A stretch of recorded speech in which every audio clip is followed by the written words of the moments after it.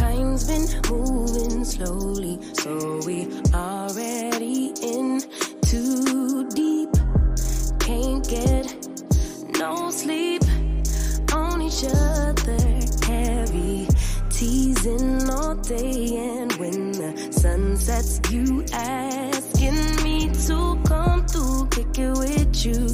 Night turning to morning dew, then you feel it rushing and lose control. You don't wanna go slow, for sure. We both already know your place is my place now. My place is your place, let's face it. Baby, you know all the places. Places.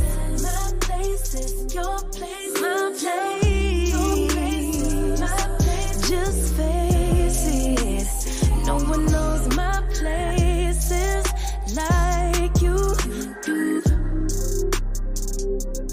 Your places like I do.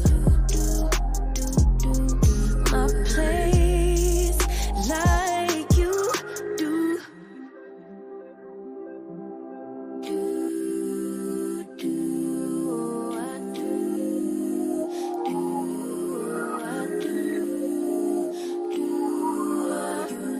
Baby, don't stop. Got the key to the lock. We in our own zone. Make yourself at home. Get to know mine on the inside.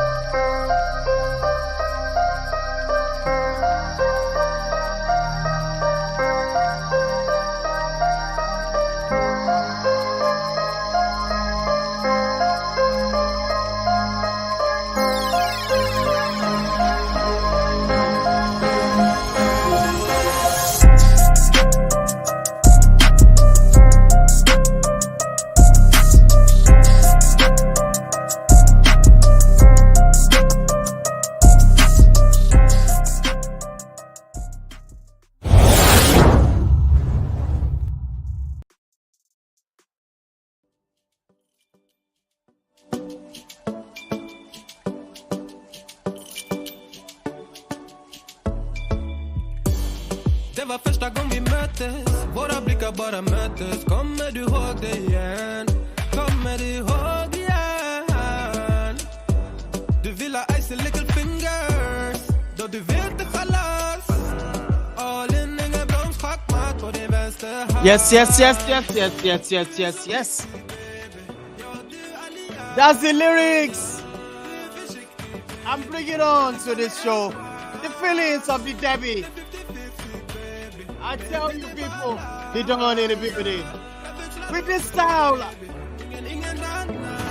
I'm working on everybody onto this game preview. I mean game week preview. Number 10, show your face, the Don. Where you at? What's going on, people? Yes. All right. Yes, with these vibes, we are back again. All right, welcoming everybody onto this show. This is Intercontinental Sport TV. Back again. We are ready. It's the Derby weekend. I'm telling you, as we are doing Manchester Derby, also El Clasico is saying we are here. We are here right now. Welcoming everybody to the show. They call me the Don of Sport Entertainment. I'm not always here, you know what I mean? I'm always with this crew, the GOATs, the greatest of all time in analysts. Welcoming this person, Mark, all the way from Canada. Mark, can you hear me loud and clear? You're welcome to the show. Yeah, I can hear you loud and clear. It's so nice to be with you guys again.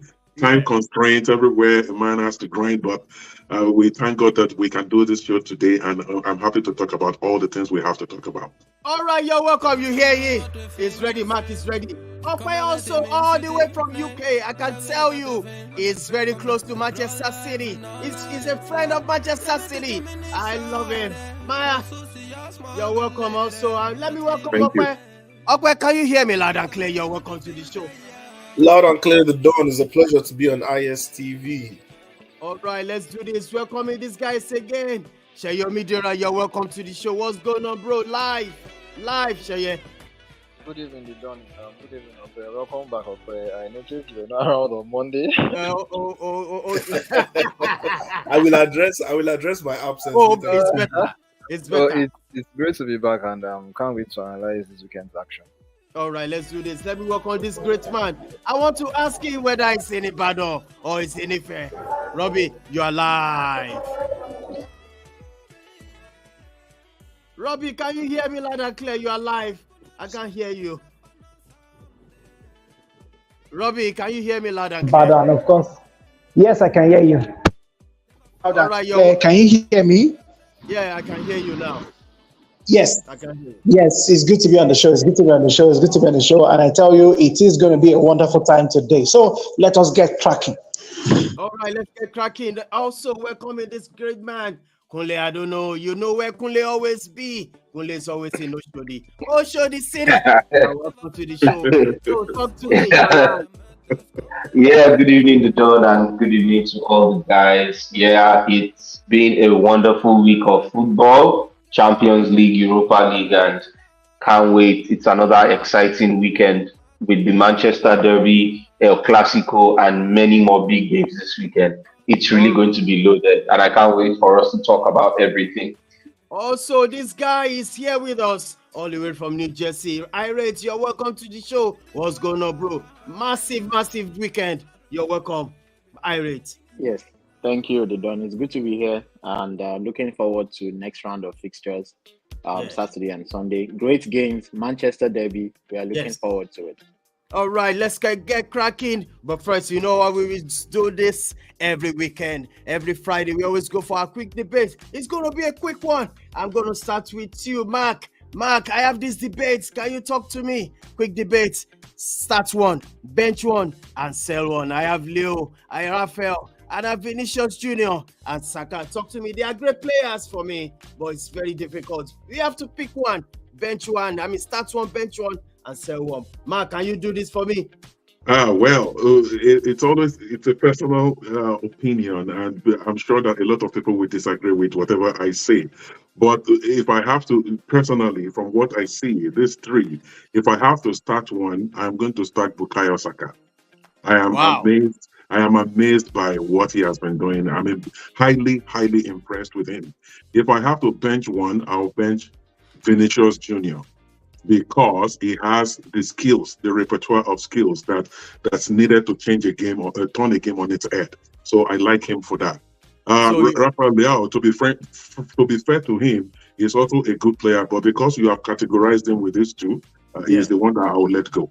Oh my goodness, switching on to this great guy. Okay, can you talk to me on this one? Which one will you start? Which one will you bench? Or which one are you going to sell? I have Leo, I have Vinicius, and also Saka. Okay, do the justice. Go for it, bro. So first of all, let me just say that they are all three very good wingers. I believe these are three of the best wingers that we have currently in world football. So kudos to them. But I would start Bukayo Saka because he's simply exceptional. And I'll keep Vinicius Jr. on the bench. And I'll sell Rafael Leao due to personal preferences, because I'll take a look at it from the aspect of being a coach. And if I was a coach, I would sell Leao because I don't think I can handle his free spirit. Sometimes I want Leao to be decisive and to be more assertive in the final third. And I think that's what currently distinguishes him from these other two guys. I think he needs to be a bit more decisive in the final third and take more initiative in being a leader. So I would sell him, let him go and mature somewhere else. Yeah. Bukayo Saka and bench Vinicius Jr.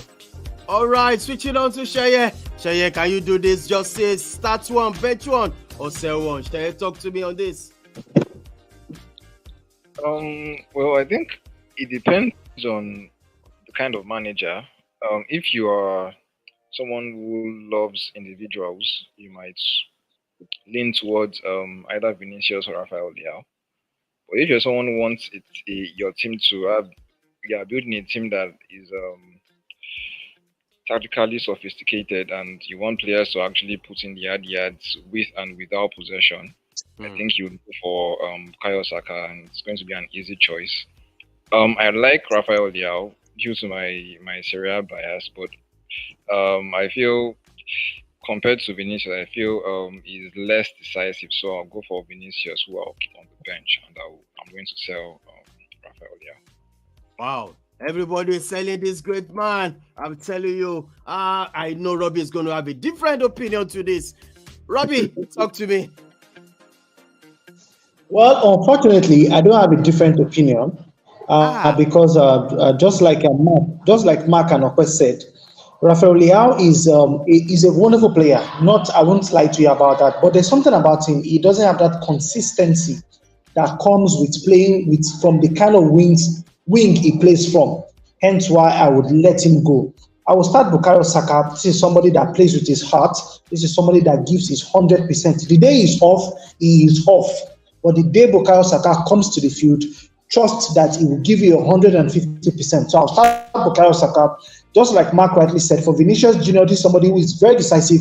He is direct, and he's not scared to get dirty and ugly in the face of defenders and challenges. I'll definitely keep him on the bench for him to come into the game and change the dynamics for me. So hence why I'll start Saka, bench Vinicius, and of course I will sell Rafael Leao. All right, that's Robbie for you. I'm going to call on Kunle. Always a different opinion. I love Kunle so much. I tell you, he's going to tell me it's different. He's going to start with Rafael. He's going to bench Vinicius. And he's going to sell Saka. Kunle, talk to me. I trust you. Go for it.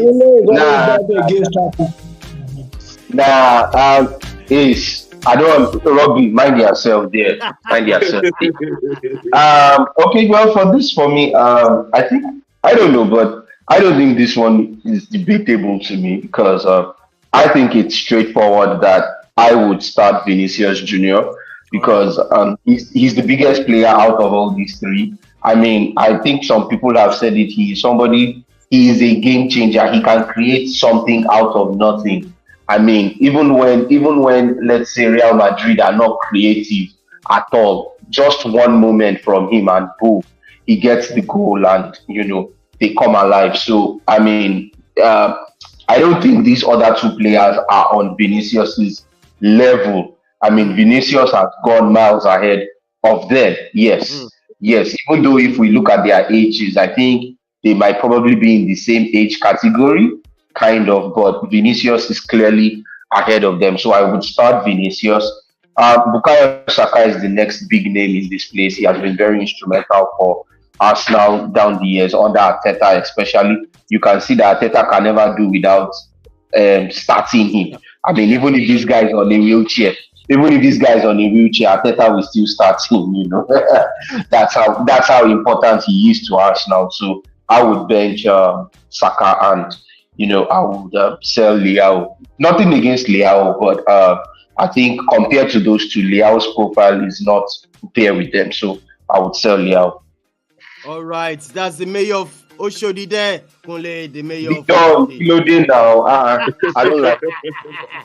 Stop letting Robin first. I don't like that. All right, let's do this once again. All right, I'm going to call on Irate, the great man himself. What do you think about these three? Start one, bench one, sell one. Yeah, I have to start by saying I don't know why Kunle is not fascinated by that title. I think it's actually a good one that he should embrace, but Irate, stop. Mayor Pochodi. We can go from Kope to Mayor of Oshodi. Oh God! Irate, don't let me come after you, man. All right. Talk to me, Irate, on this one. I have three great players here.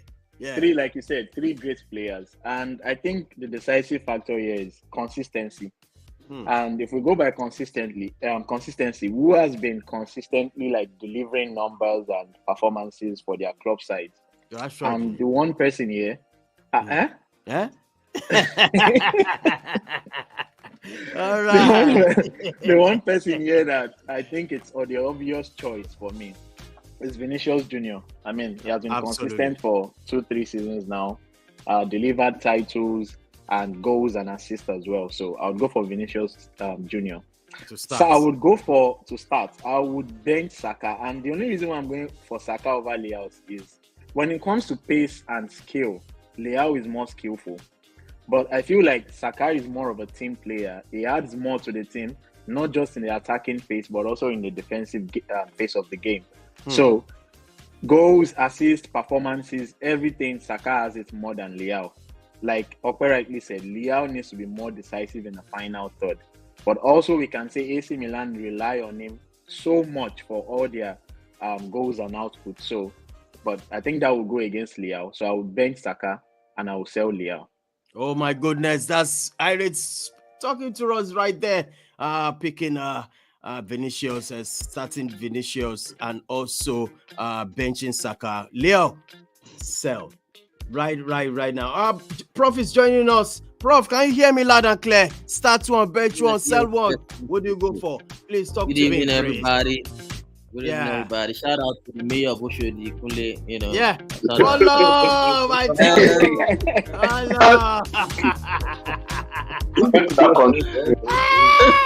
Mayor like that.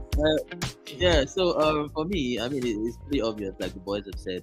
Vinicius Junior has to start. He's clearly, ahead of these two other players. The trophies can speak for itself. He has done it on the biggest of stages. You know what I mean? So Saka and Leao are yet to do it on his level. So I think is the talisman of a huge club like Real Madrid. It's not child's play. So for me, Vinicius Junior has to start. And Bukayo Saka, because obviously Premier League, the boy has won the Premier League.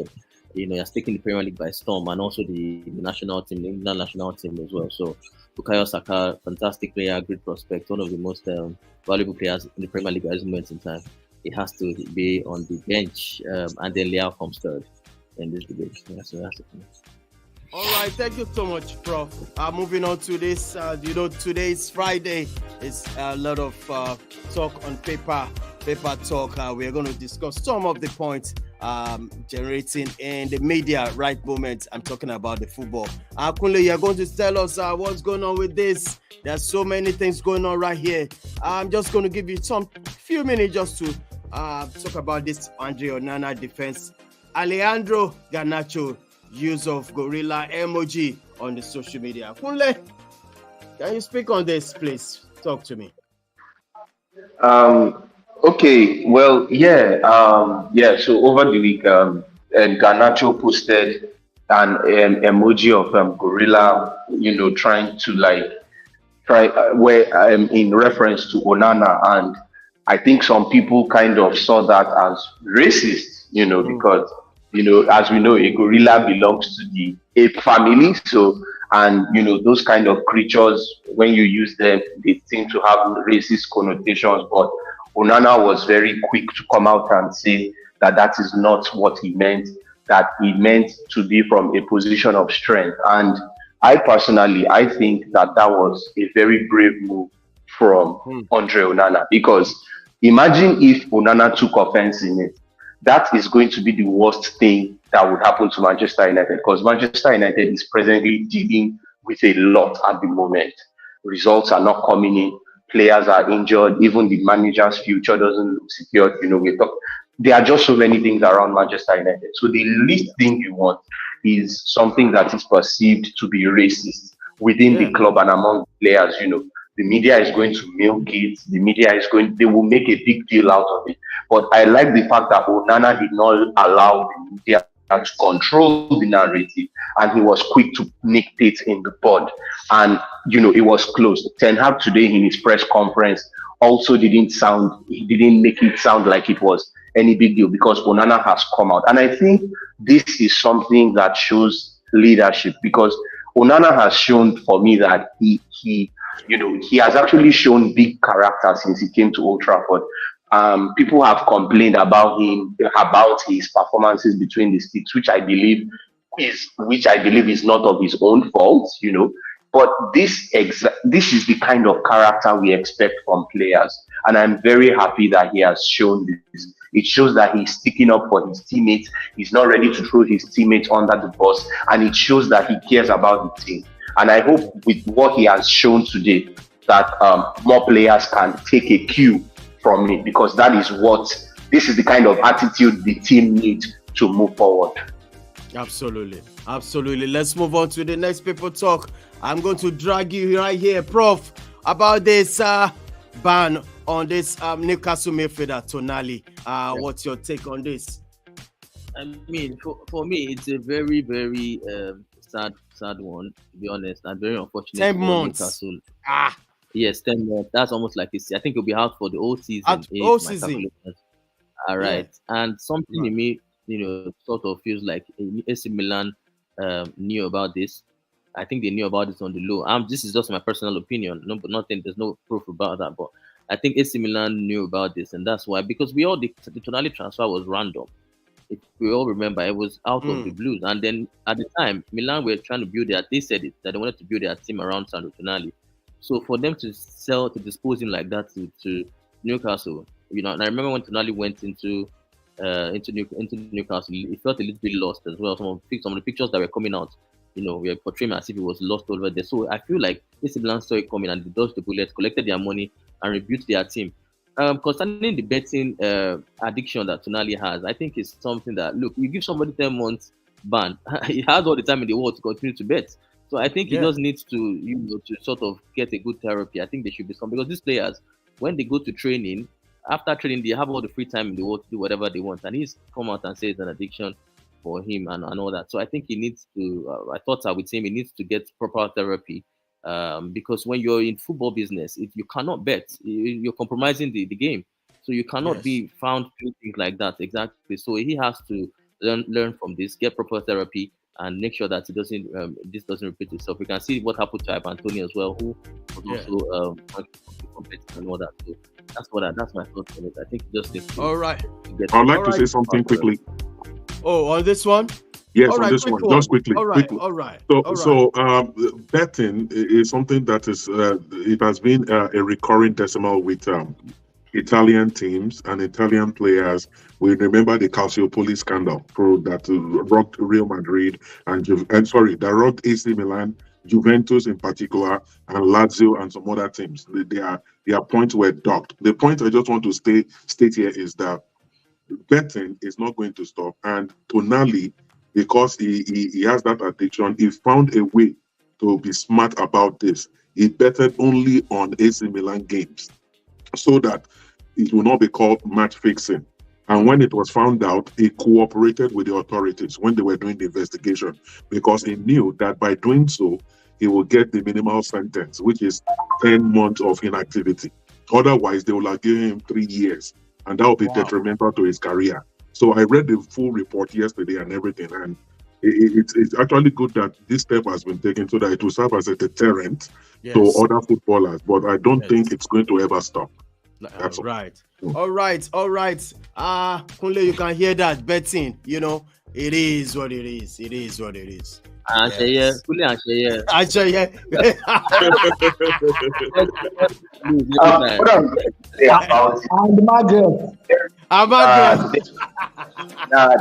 nothing wrong. Look, I find it funny that these players have this betting addiction, because the truth is, you should be able to discipline yourself when it comes to, you should be able to have restraint. But if you don't have restraint, I guess that is why this punishment is there. You should be able to know when to stop, you understand. But I can understand it's addictive. Sometimes it's just like alcohol. Some people don't know when to, and then it becomes a problem with them. But if you are able to discipline yourself, you wouldn't have any issues. So, for these 10 months, he's going to be trying to, rehabilitate himself and, from the addiction problem and also hopefully he comes out a better person, and I'm sure he will. So there's no problem. All right, moving on to the next One, Gringa has said something about no reason why women should not manage top men's side, says the Wales boss. I'm going to call on Irate on this one. Do you agree with her that a female should be able to handle like a Newcastle, Liverpool, like that, you know? Yeah, I mean, I would say yes, because if a man can handle the female team, why not the other way? So, I mean, it's all about, you have the knowledge, you have the tactical knowledge, you have the expertise to lead a team. If you can, why not? I know some people say, men might maybe be reluctant to listen to what she has to say and all that. But I feel like, you can get more respect when you bring new suggestions, new ideas, like what Pep did, at Barcelona. And the players enjoy it and they've taken to it, like what Andy is also doing at Spurs as well. Then I don't think this gender thing would even, occur at all. They'll feel like, yes, we are enjoying training. She's a good woman manager in this case. And she's doing well. We are seeing value out of all of the activities that we are partaking in. So I don't see a reason why a woman cannot manage men's team. All right, one of the women that I would tip to, is in my case, the Chelsea women football manager. Of course, you would tip her.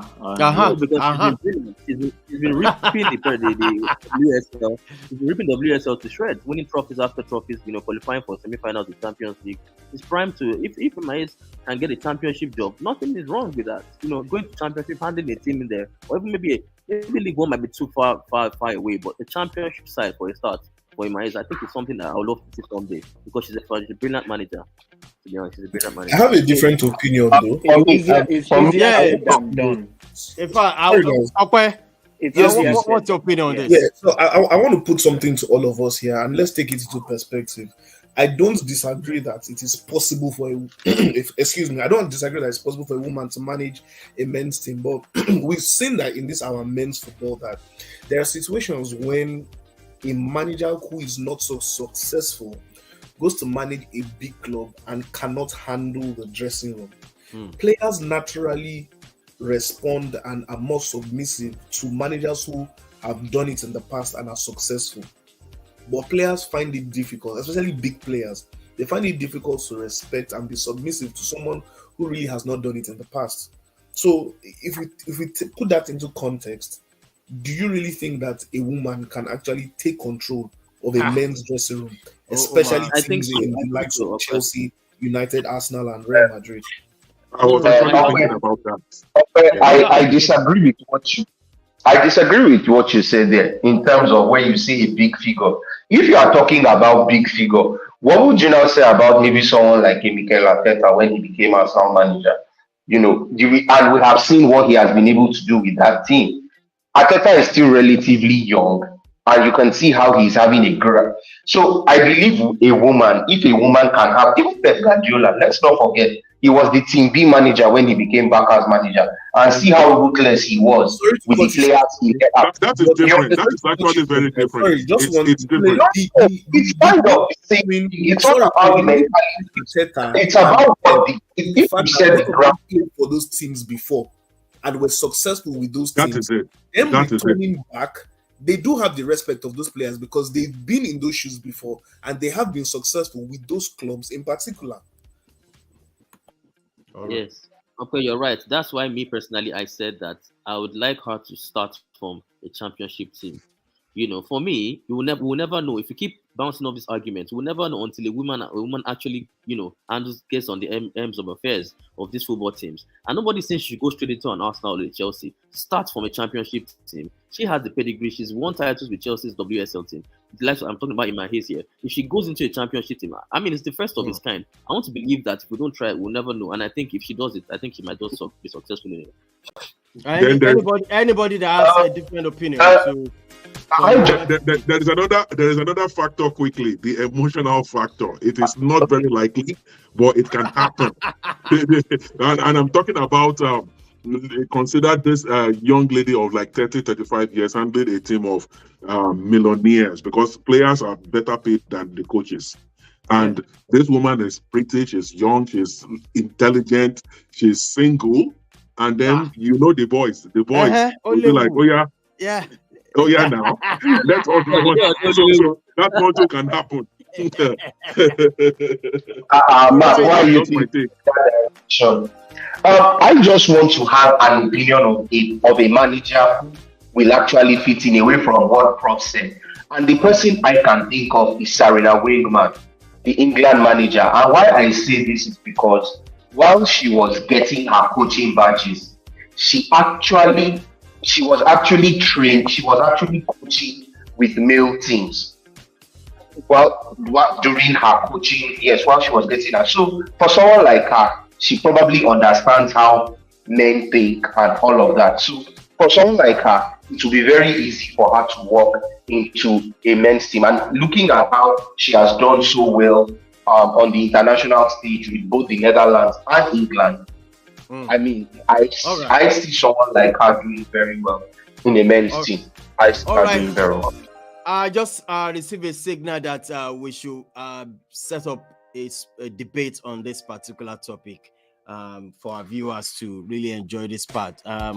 We'll go behind the scene and we'll slot out the people that can context. I think Kunle will be there and Mark should be able to get ready for this debate. I'll be there. I think it's a fantastic debate. Moving on to the next one, the Champions League were played over the weekend. Some team, they are not in Champions League. I think Liverpool won in Europa. Oh, in Europa. Okay. In Europa, yes. Yeah, it's just for this season. Robbie, tell them, Robbie, let them sit down. I was already UEFA last we are talking about UEFA Champions League football and not Europa or Conference League. So please, if you're not in the picture, can you excuse us? Thank you very much. All right. All right. On Tuesday, Inter Milan.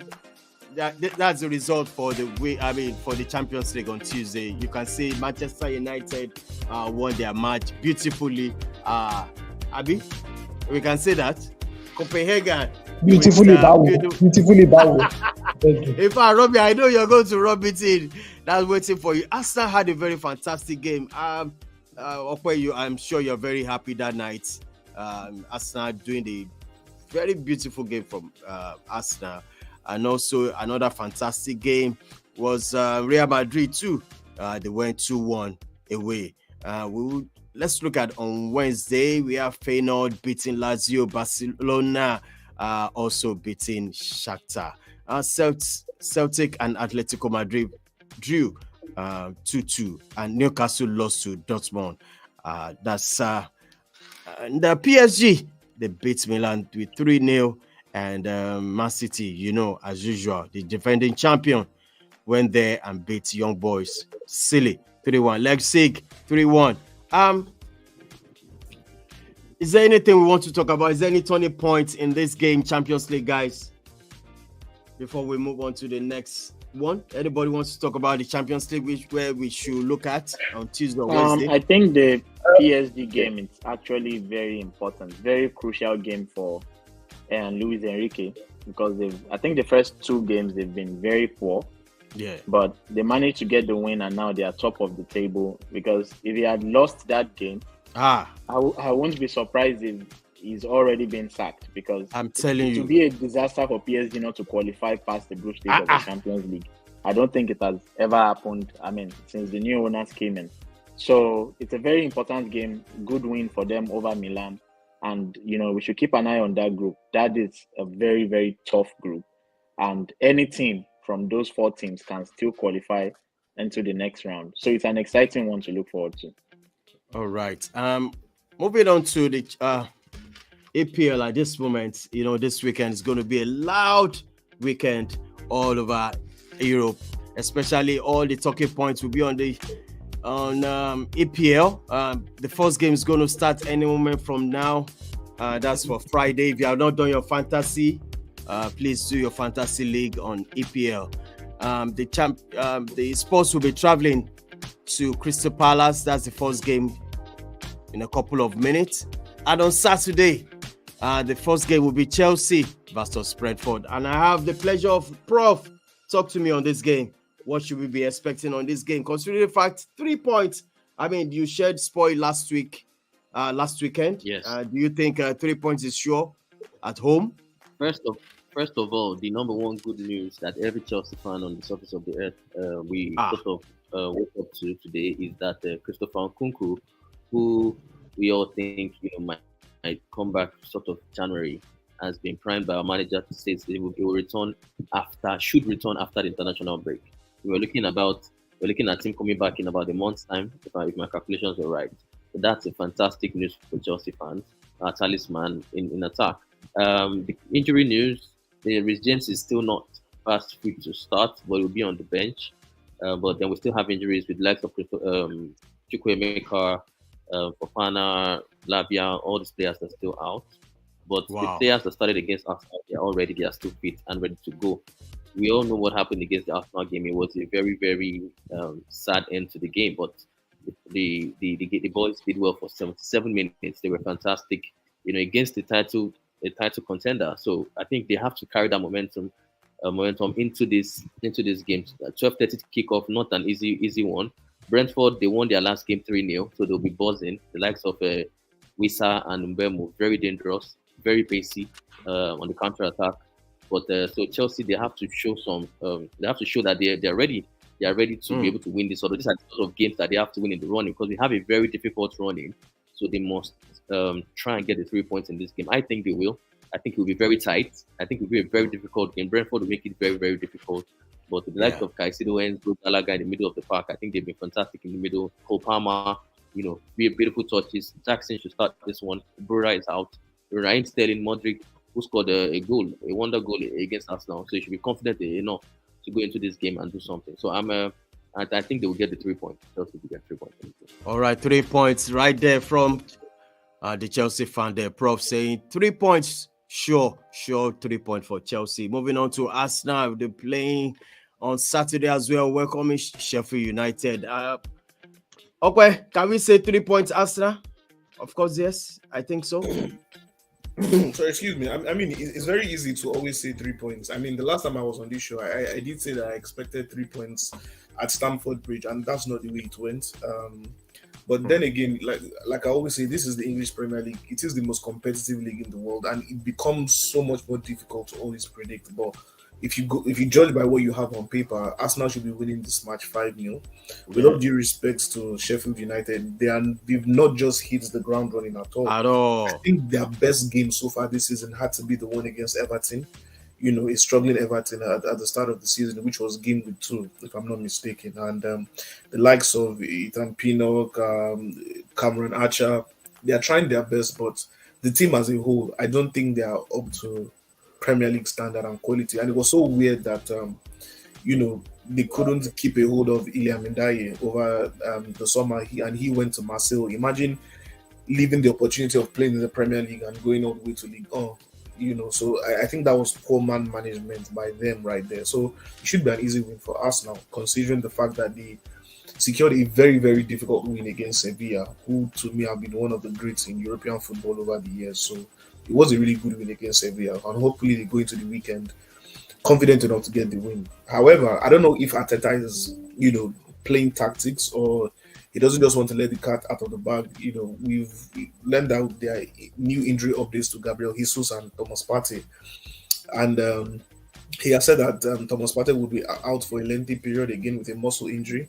And then as for Gabriel Jesus, he says he can't say it because Jesus always surprises us. So I don't know if the manager is trying to be smart, but I hope that whichever team plays, they get the job done. That's the most important thing.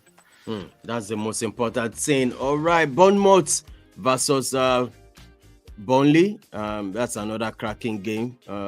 Wolves will be welcoming Newcastle. And on Sunday, West Ham versus Everton.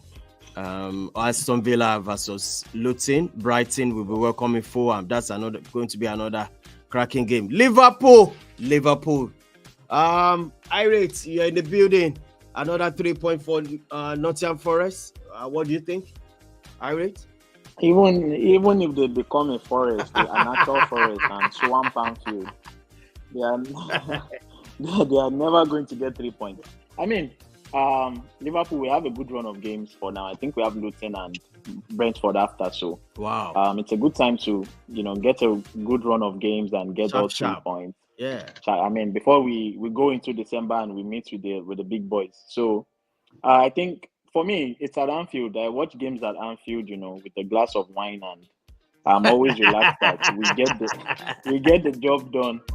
So honestly, like, the game last season was actually tough, though. To be serious, it was tough because I remember they were having lots of throwing, and it just reminded me of the Delap days at Stoke City. And I think they scored 2 goals from those throw-ins. So it ended 3-2. So it was a very tough game physically for the players. But we have enough in attack. I mean, we may concede 1 goal or 2 goals, but we might eventually win 5-2 as well, or 4-2. So anyways, with whatever we put up front, I expect us to get all 3 points. Yes, 3 points. Moving on to the games. Before we talk about El Clasico, these 2 games, Manchester United versus Man City, and also Barcelona will be welcoming Real Madrid on Saturday. So, quick one. Let's start with Manchester United. Any developing story, Kunle? Any news from Manchester United side based on this game coming over the weekend?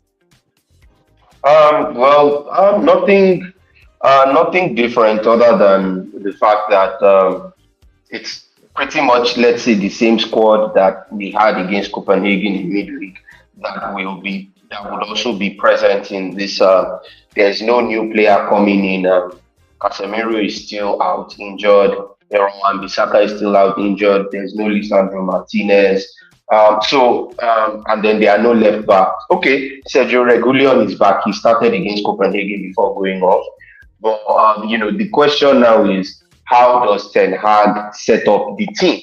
Because we've seen where he has had to change shape, formation multiple times.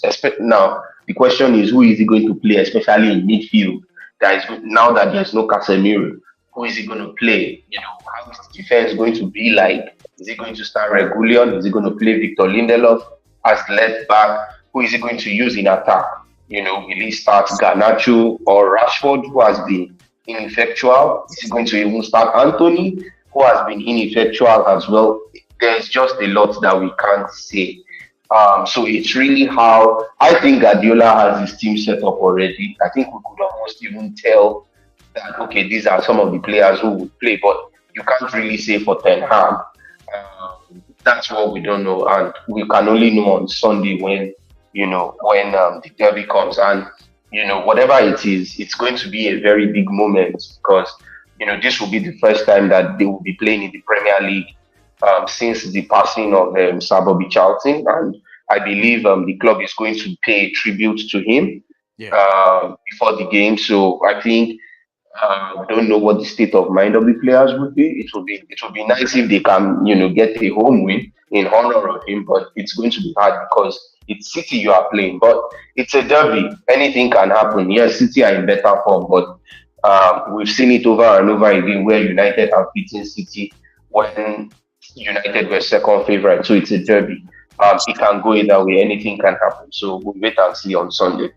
Yes. Before we go to the combined 11 for this game, it's going to be funny anyway. Okay, I want to ask you something about this game.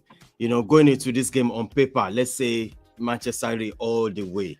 But if you have the chance of talking to Erik Ten Hag, is there anything you can think of? Oh, do it this way. Oh, let me advise you, do it this way. Maybe the midfield, you have to stack the midfield. Make sure. Is there anything you can pick up from this game for Manchester United? Okay. First of all, whatever I say, Ten Hag is not going to listen to me because he's very confident in himself. Even Arteta has not been listening to you. Talk less of exactly. But what's the best way for United to approach this game against Manchester City? Really, with all due respect to Ten Hag and his team, is to park the bus and be ready to kill them on the counter, which, in my own opinion, has always been a strength of United. For the past couple of years, I'm talking about 5 to 7 years. It is not the way United likes to play as a team. United is one of the most historic clubs in world football, and obviously that's not the way they want to play. But due to the fullness of quality around the squad, they do need to play that way. I mean, why not pack the bus if you can? Maguire has been playing well, but I think in games like this, you would not want a Johnny Evans to play.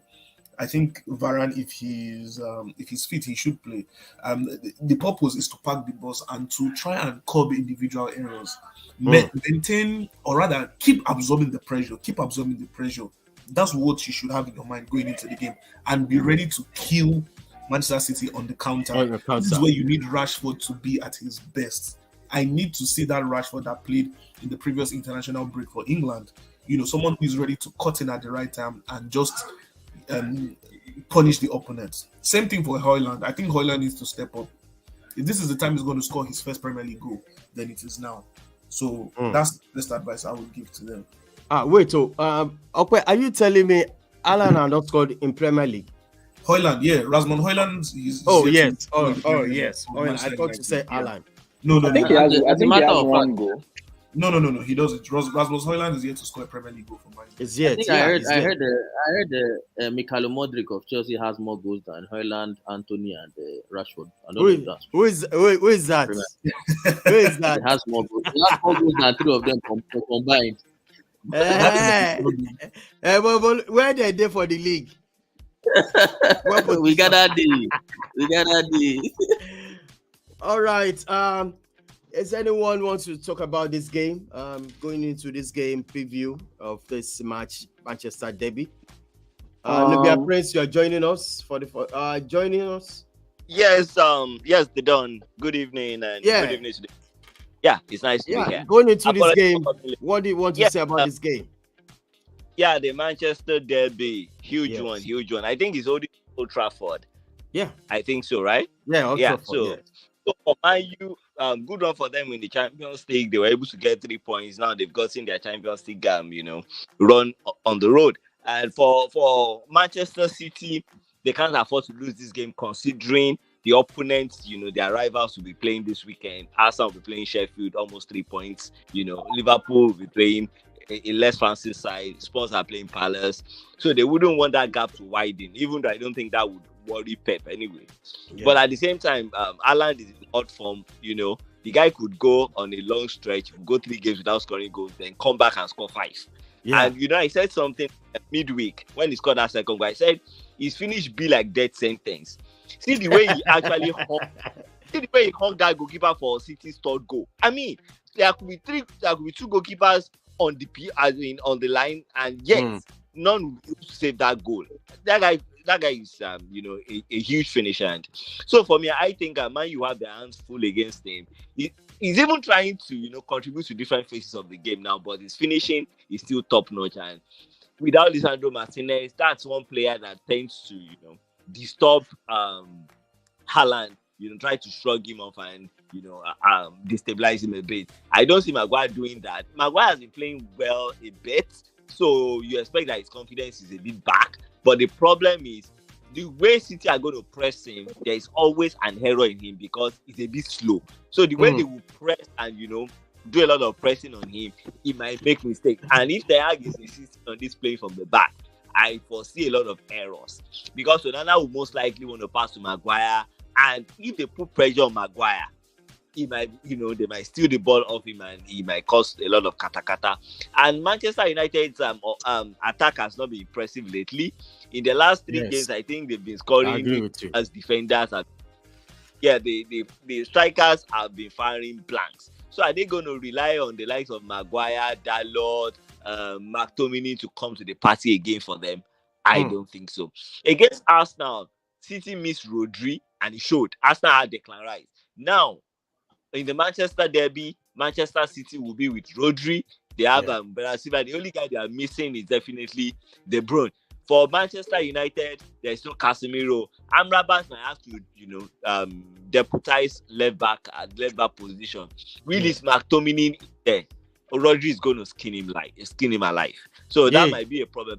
If City are able to impose themselves on the midfield and control the flow of play, I sincerely don't see what Manchester United can do. Yanio. All right, let's quickly do this combined 11. Kunle, you are there live. You are here live. I know you'll be. I don't want to feel disappointed. For me, Well, for me on this combined level, I don't see any Manchester United. Sorry. Before we do the combined 11, sorry, please. Before we do the combined 11, let me just chip in this. Looking at the fact that yes, Man City looks the favorite on paper, but I think United should be wary of this young man. That is Jeremy Doku. This is one man that has hit the ground running for City. And looking at what happened to James Milner last week with that young man, I think United's defense have to more or less be at their very, very best to be able to get something out of that game tomorrow. On Sunday, I beg your pardon. Can they get a draw? Very possible. Can United win the game? Very possible. But for United to win that game, that means that Manchester City will more or less have to make some very uncharacteristic error on their own part for United to be able to walk away with that game. But like I said, in as much as De Bruyne is not available, Manuel Akanji as well will not be available because he got a red card against Brentford. But I think for Pep Guardiola, he's going to hide the weakness of his team in the attack that is going to provide on that day. And of course, we all know what happens when City actually goes on the hunt. So United really need to watch it at the back, and of course, they need to be at their best for them to get something out of that game. All right, massive one. Let's start with the goalkeeper. Kunle, do you think Onana should be there? I would. Well, I would put Ederson though. It's not like maybe Ederson has been keeping. No, you for no put Ederson. You for put Onana. Not like Ederson has been keeping. Onana should be there, but I'll put Ederson. Who is the better goalkeeper? Bro, shift. Wait. If I no, save a penalty now. Exactly. No, the truth is, I can decide to want to put Onana. There's nothing that because if I want to see who has had more action, you want to put Onana on what grounds? How many clean sheets does he have so far? How many clean sheets does he have so far? He says penalty. Ederson hasn't had that many clean sheets either. So I mean. If we look at it, he hasn't had that many clean sheets this season. No, Prince, final say. But I'll pick Ederson a little bit.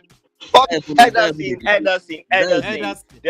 The reason why they said Onana is that playing out from the back, but even in playing out from the back, Ederson has stopped him, So I don't know that standout thing that Onana has done this season. Maybe eventually come good, but as of today, he's one of the bottom barrel keeper in the Premier League.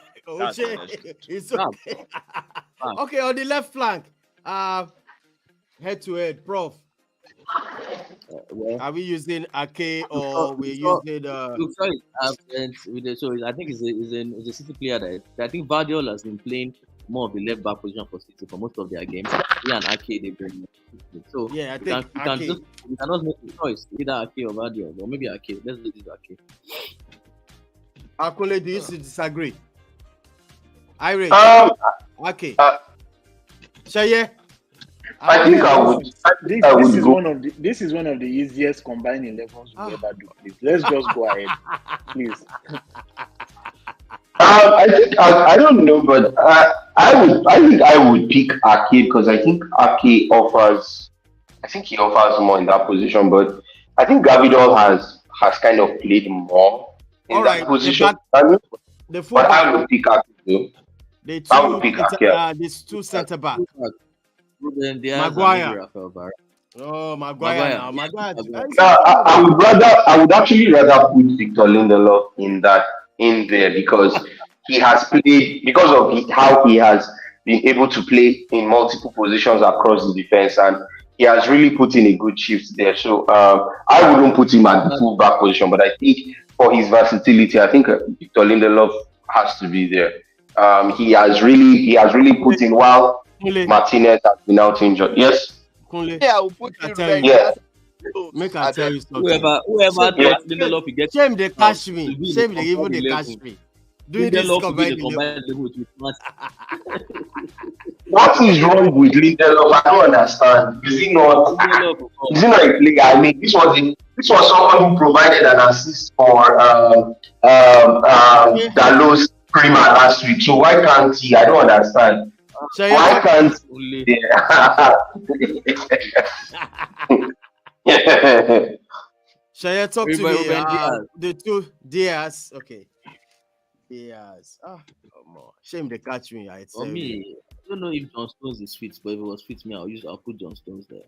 You know. See, all these back and forth that we're doing, let's be honest. Combine the level, it's very hard to put any Manchester United player inside. I don't even know where we are. You have been very wasting time, and I don't know. Oh my goodness! No, we still have to talk about it. No, guys, we still even if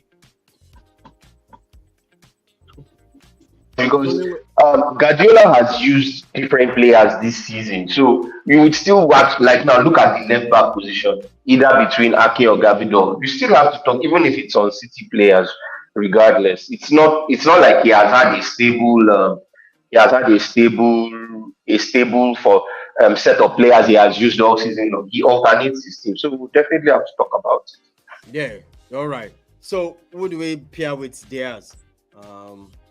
I've said Victor Lindelof. I don't know why people want to, but Lindelof has been ever present for United in there. I don't understand. Like it's okay on the right back. I think Dallas is that's Kyle Walker. Kyle Walker, come on, yeah, Kyle Walker, obviously. Dallas scored a fantastic goal, Kule. I know.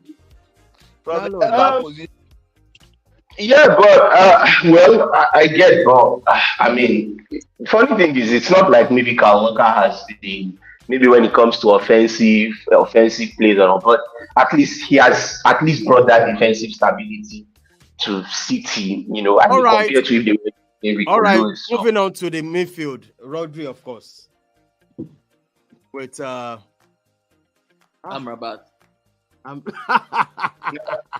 I can't even put him there. Last season, we would have said Rodri and Casemiro. I would say, he's not going to play.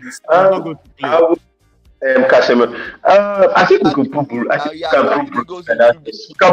Fernandes in there. Because Bruno Fernandes. Yes.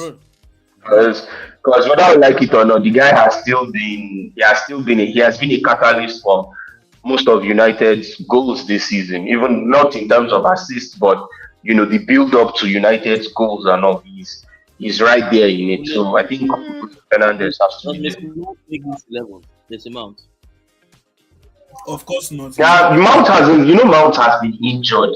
Mount had a period of injury in some games, so and he's just getting back. So Mount hasn't really played many games, but Fernandes has been ever present. Bruno Fernandes is done. He's not. So in the number 10 role, I think Julian Alvarez straight up. Julian Alvarez, he has been very phenomenal for City. In a way, I think he has even done better than Erling Haaland, because he has gotten the goals for City when they needed it the most. Yes. When Haaland didn't turn up, so Alvarez would occupy that. All right, on the left, I rate Airports. Jeremy Doku. Robbie just talked about him. It's Doku. Grealish, Grealish. Or Foden. Foden too is there, but I don't know if he has not played as much. They still feel Foden. Okay, but on the right. So Foden will be on the other side. Yeah, Foden will be here. Okay. They're not front. We already know. So. Rasmus. To be honest, we have to be very candid too. I don't think the City players are. Is it Rasmus? Get in there. It's not sure how bad it is. Oh my goodness. Oh my goodness. All right, that's a starting 11. Oh my goodness. That 14 million fraud on Fantasy League. Now because of that guy, Pesino feedback player on Fantasy League. 14. Get that 14 million is so much. It's not so difficult to buy another player, and you don't want to sell him, but you put all your hopes on him. He will end up not scoring, or even if he scores, he will only do one goal, and you can't give him captain's armband. He will not give you good points. I said, guys. Let me tell you something that you can. Let me tell you something that you can Please. take. You can take some respite from, and some confidence from. When Chelsea met Arsenal last season, I said last week, a lot of people's combined 11 of Arsenal's players. But we all know how that turned out. We ripped Arsenal to shreds. So don't feel bad about this combined 11. You are a joker saying that Chelsea. It doesn't say anything. You are leaving about Chelsea. It doesn't say anything about what we have seen. You can still win the game. You can see what happened at Stamford Bridge. I had to dash them a go to see a draw. So don't worry, be optimistic. That's not true. I want to understand. I don't understand. A goalkeeper dash. I don't get why do you always talk like this? It's ridiculous. Just leave him. You see this reaction. That's what just leave him. That's a potential goal of the season. A potential goal of the month. Potential goal of the season. Now, wow. All right, let me give this person a chance. Mark, you are here with us with this game coming up this weekend, El Clasico. What should we be expecting on this one? Massive game, El Clasico.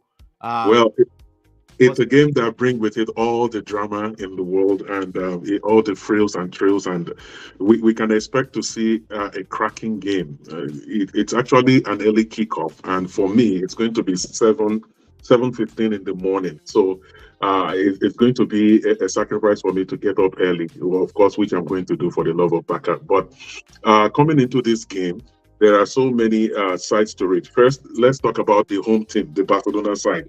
Barcelona's season has been hard-fought wins and unnecessary draws. They had that 2-2 draw against Granada, and there was another one they had earlier. And most of their wins have been 1-0 wins, which means that they've not been confident with banging in the goals. And that's because they have like 6 key players on the injury list. I think they have Lewandowski, Rafinha, Pedri, who was injured since August. Then we also have Jules Koundé and Sergio Roberto, who are also out injured. And although they trained yesterday morning, Xavi was actually surprised to see them in training, and that's because as players they want to play, but at the end he, as the manager, has to decide who will start in the 11. So the 11 may look like Ter Stegen in goal, then there will be Cancelo on the right and Balde on the left. In the middle, Araujo, who is a key defender, will be brought in for this one. He played in midweek. Then Inigo Martinez, who was brought from Bilbao, he has played the last 2 games, and so it looks like he's going to start in that central defense. Then in the midfield, we have Romeo, Gundogan, and Gavi. And Romeo, he started well. Recently, he has tailed off, but with Gundogan, we have some balance in that midfield. Then in attack, it looked like it to be Yamal, while Felix, who hobbled off in the game, in the midweek game against Shakhtar Donetsk, and of course Ferran Torres, who has been doing very, very well. Then on the Real Madrid side, it looks like the Madrid hierarchy. I read a report where it was stated that the Madrid hierarchy wants Ancelotti to use less of the aging midfielders, that is Kroos and Modric, and they want him to use more of Tchouaméni, Camavinga, and Valverde. So now it's beginning to look like he's dancing to that tune, because he wants fresher legs, and of course he wants to balance it with experience. So for Real Madrid, Kepa will sure be in goal. Carvajal at the wing back on the right. The left back will either be Mendy, who seems to get more of the nod than Camavinga, because that is his natural position. Then in the central defense, we could have Rudiger and Alaba. Although in the last match it was Nacho that paired Rudiger against Sporting Braga. Then in the midfield, like I said before, it's a mumbo-jumbo of whoever Ancelotti wants there. Tchouaméni, Kroos, Valverde, Camavinga, could be any of those 4. Then in attack, of course, we know Jude Bellingham. That man can do no wrong right now. He has hit the ground running. He has been exceptional. He looks every day, it looks more and more of a $100 million signing. So he's going to be there, of course. And Rodrigo, his season has not been going too well, but he's starting to regain his confidence. He got that opening goal against Braga in midweek in the Champions League, so he will also be there. And of course, Vinicius Junior. We talked about him at the outset of this game. He's a player that can tip a game on its head. So can Real Madrid upset Barcelona at home? Yes, they look more like it, because if there is any team that can bust Barcelona bubble, it is Real Madrid. They showed us against Girona, the surprise team of the season so far, when they were doing so well. They beat them with 3-0, even with a red card. So if there's anything that can bust Barcelona's bubble, it is surely Real Madrid. The thing about it is that Barcelona has the best home record in the league. Real Madrid has the best away record in the league, and they are now meeting each other. Yes, so it's going to be a cracking game, and I look forward to entertaining football. I want less fighting. I don't want a controversial VAR decision. I want it to be pure attacking football, and may the better side win. All right, guys, this is how far we can go. Thank you so much, Mark. And also, after the game, I'm talking about the El Clasico, you have to give us this little review of yes. You actually sent me a mail about the game, so I'm going to make sure I put it out there. It's a fantastic shot there. So, guys, I want to thank you so much, guys. This is how far we can go. Kule, Manchester United, what's your score prediction? My own score prediction is 1-1. Kule, what's your score prediction? Quick one. I'm sorry, but I see Man City winning that game 2-1. Oh my goodness! Yeah. Yay! Yes. Yeah. But it will be a close game, so we'll take some positives from it. It's not the end of the world. All right, we'll beat City another day. All right, thank you so much, Kule, on this one. Bye for now. Thanks, all right, Nubian Prince. Thank you so much for joining us on this one. All right, one love, bro. Thank you so much, John. Thank you. All right. Thank you. Appreciate it. All right, 3 points for Chelsea. No shaking. We are here. We are together. Iris, thank you so much. Liverpool losing this weekend. Just watch out. No way. All right. Thanks, John. Thank you. All right, thank you. Opi, thank you so much, Okwe, on this one. Fantastic. Always a pleasure to Don. All Have right. a great weekend. All right, you too, man. All right, Mark. Yeah. It's going to be loud, man. I watch it. I promise I'm going to watch this one. Yes. Because I look at the way Xavi has been producing so well. And you know who I want to watch? It's Bellingham. Yeah. I want to see him too, actually. Jeez, man. He has actually surprised me, because I never imagined that an English boy coming into Madrid, and he seemed to have done better than all the English guys that played for Real Madrid, starting from Steve McManaman, Michael Owen, David Beckham.